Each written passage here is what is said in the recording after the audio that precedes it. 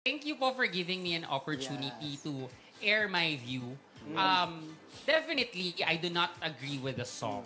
I believe it belittles women. It diminishes the dignity of cisgender women and transgender women. Now, I can tell na hindi ito tinanggap ng mabuti ni Carlos Agassi, and I respect his opinion with regard to that.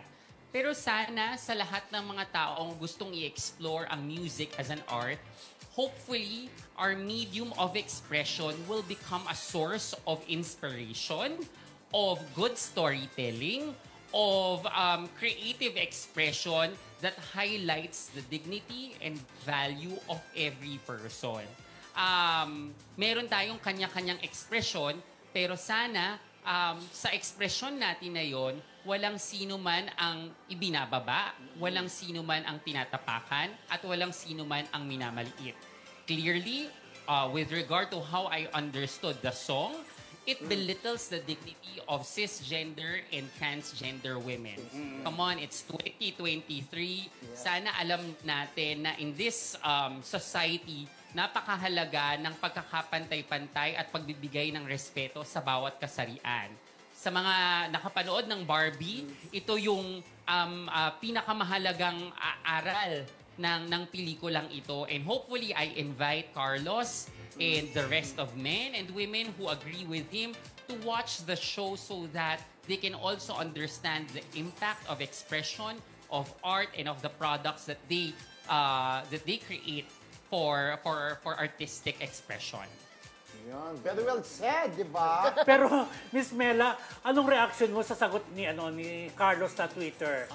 Lalo yung sasabi niyang hindi ka pa sumisikat. Hindi ka pa laos ka na. Something like that. Parang ganon na. Ako, sa loob ng tagal-tagal ko sa showbiz, ganyan ako sumagot dahil sa milk tea. Ganon.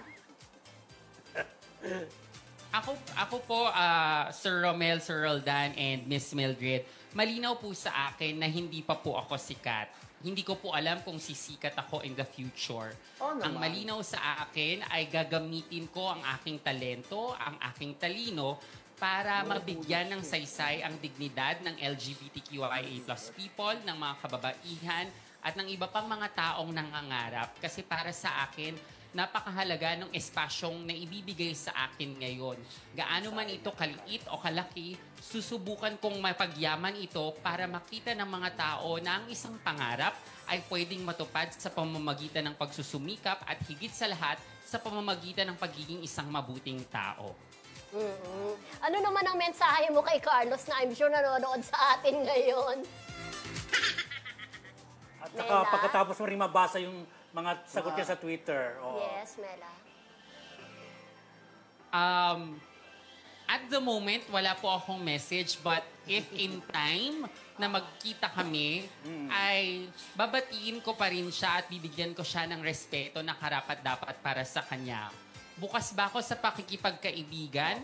Oo, but not at the moment. But hopefully, when we get to encounter each other, magkaroon kami ng kapayapaan sa isa't isa na naandyan siya, na andito ako. Pwedeng hindi kami maging magkaibigan, pero irerespeto namin ang existence ng isa't isa. Wow!